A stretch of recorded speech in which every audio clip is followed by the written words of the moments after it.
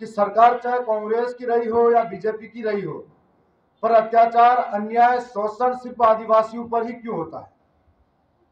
हमेशा हमेशा जब भी सरकारें आती हैं, हमारे आदिवासी को वोट बैंक के नाम पर इस्तेमाल करती है। धीरे धीरे उनको उनके एक एक अधिकारों का हनन करते हुए हाशिए की ओर धकेल देती है। तब आज ये छत्तीसगढ़ के अंदर हंसदेव जंगल को उजाड़ कर जो सरकार जीव प्रेमी बताती है खुद को, वही सरकार हजारों जीवों को मारकर उनकी हत्या करके हत्यारी बनती जा रही है।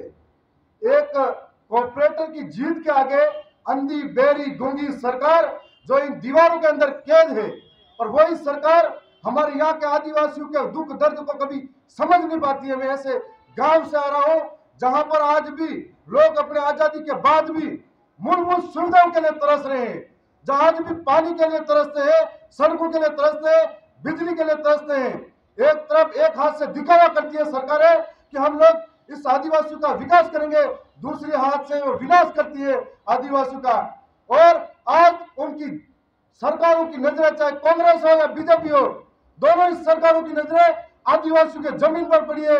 कभी स्टैच्यू ऑफ यूनिटी के नाम पर कई गांवों के आदिवासी को विस्थापित करती है और वही आदिवासी दर दर की ठोकरें खाते हैं। कभी मेट्रो ट्रेन के नाम पर विस्थापित करते हैं, कभी खनिज संपदा के नाम पर विस्थापित करते हैं।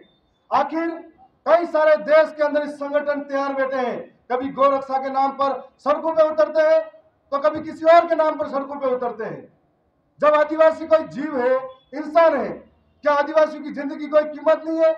आदिवासी के जीवन के लिए कोई भी सरकार है, कोई भी संगठन आगे क्यों नहीं आता? हंसदेव जंगल पर अडानी जैसे कॉर्पोरेटर की नजरें पड़ी हुई है और इससे एक तरफ हम कह रहे हैं इसका परिणाम बहुत विपरीत पड़ेगा। जिस तरीके से कोरोना के समय में शहरों में बैठने लोगों से ही ऑक्सीजन की जरूरत थी तो तड़पते हुए मर गए थे, आज गांवों के अंदर जंगलों को उजाड़ा जा रहा है। जिन जंगलों से हमारे आदिवासियों का बरसों से नाता है और वो जंगल ही हमारा जीवन है, उन जंगलों के अंदर हमारी संस्कृति जुड़ी हुई है, परंपरा जुड़ी हुई है, रीति रिवाज जुड़ी हुई है और उसके माध्यम से हमारा जीवन यापन चलता है। हम सबसे बड़े जीव प्रेमी है, प्रकृति प्रेमी है, इसलिए जो लोग कहते हैं हम जीव प्रेमी हैं, आज उन जंगलों को, हंसदेव के जंगलों को उजाड़ा जाएगा तो कितने जीव मारे जाएंगे? कौन सा ये जीव प्रेमी है? ये लोग सबसे बड़े जीवों के हत्यारे हैं। उस जंगलों के अंदर खनिज के नाम पर लूटमार मची जाएगी तो उन आदिवासियों का क्या होगा? यह सोचने वाली बात है।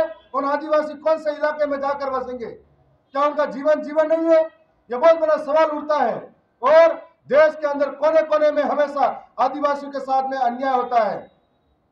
ये तानाशाही और गूंगी पेरी सरकारें, ये जो इस महलों में चार दीवारों में रह के फैसला तो कर देती है, कभी किसानों के नाम पर फैसला करती है तो काले कानून लेकर आती है, तो दिल्ली की सड़कों पर किसान संघर्ष करते रहते हैं।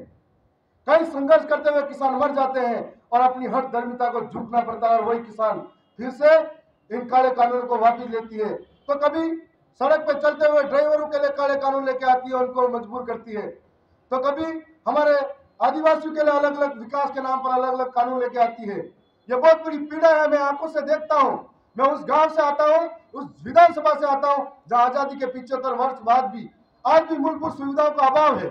आज भी किसान लूटा जा रहा है, मजदूर लूटा जा रहा है, आज भी आदिवासियों के साथ में विस्थापन रुका नहीं है। कभी पानी के डैम के नाम पर, कभी स्टैच्यू के नाम पर। इस तरीके से तानाशाही सरकारें अगर करती हैं तो देश के तमाम आदिवासियों को एकजुट होने की जरूरत है। चाहे वो एसटी, एससी, दलित हो, जो पीड़ित है, शोषित है, वंचित है, आदिवासी है, उसको एक होने की जरूरत है। आपके वोटों के माध्यम से इन पार्टी को मजबूत मत करो। यही पार्टियां जीतने के बाद में अपने पांव काटती है। छत्तीसगढ़ के अंदर पहले कांग्रेस की सरकार थी। कांग्रेस की सरकार के समय में जबरन ग्राम सभा का विस्तार करवाकर जंगलों को छीना गया था और इस वक्त भी वही सरकारें, हमने सोचा कि इस कांग्रेस की सरकार अगर कुछ परिवर्तन न लाएगी तो बीजेपी की सरकार छत्तीसगढ़ के लोग लेके आए, वही बीजेपी की सरकार उनके जमीनें छीनती जा रही है, उनकी हत्यारी बनती जा रही है। इन सरकारों को मजबूत करोगे तो अपने पांवों को काट रहे हो। इससे बढ़िया इन सरकारों को वोट से मजबूत मत करिए, आप अपने संगठन तैयार कीजिए। और मैं भारत आदिवासी पार्टी से विधायक हूं, मैं पुरजोर तरीके से इन सरकारों का विरोध करता हूं। सबसे बड़ी बात है कि ये लोग कहते हैं कि संविधान को मानते हैं, तो संविधान को अगर मानते हैं तो 5वीं अनुसूची को संविधान में अंकीकृत है। इस 5वीं अनुसूची को सिर्फ संविधान के अंदर कैद रखा गया है। इस संविधान के अंदर कैद पड़ी 5वीं अनुसूची को शायद मानते तो आज जंगलों को नहीं उजाड़ते। बिना परमिशन से जंगलों को उजाड़ा जा रहा है। यह बहुत बड़ी सोचने की बात है। मैं तमाम मीडिया बंधु से कहना चाहता हूं कि पहले अखबार छप कर बिकता, अब बहुत सारी जगह बिक कर छपने लगा है अखबार। बहुत सारे लोग ईमानदार हैं। यह जो मीडिया है देश का चौथा स्तंभ है, जो आईना दिखाता है सरकारों को। लेकिन कई मीडिया कर्मी ऐसे हैं जो कहीं न कहीं खबरों में भी लाभ लपेट करते हैं। तो आप इस सच्चाई को लाइए। नई सच्चाई को लाने वाले इंसान कोरोना जैसी बीमारी आएगी। विनाश काल है, विपरीत बुद्धि है, एक दिन उनको इस ऑक्सीजन की तरह झेलना पड़ेगा।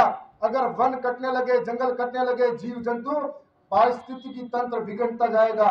उसका जिम्मेदार ये सारा समूह, ये जो पार्टियां हैं वो भी रहेगी। और हम लोग ऑक्सीजन के लिए भी तड़पेंगे। जो जीव जंगलों में रहते हैं वो गांवों में आएंगे और मानव द्वंद्व चालू हो जाएगा। इसको रोकना है तो हम सबको एकजुट होना पड़ेगा। आज आपके मीडिया के माध्यम से मैं धन्यवाद देता हूं कि मेरी सच्चाई भरी आवाज को आपने अपने पास अपने चैनल के माध्यम से कोशिश करी है कि बहरी और गूंगी सरकारों तक पहुंचाने की।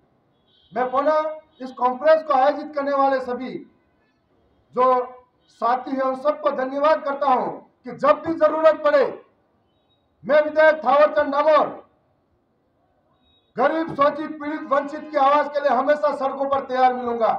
आप सबके लिए, चाहे आदिवासी हो, चाहे किसी भी वर्ग का व्यक्ति हो जो दुखी है, पीड़ित है, जब भी याद करेंगे भारत आदिवासी पार्टी और हमारे तीनों विधायक, चारों विधायक और हम सब, जहां पर जरूरत पड़ेगी हम हमेशा आपके साथ खड़े मिलेंगे।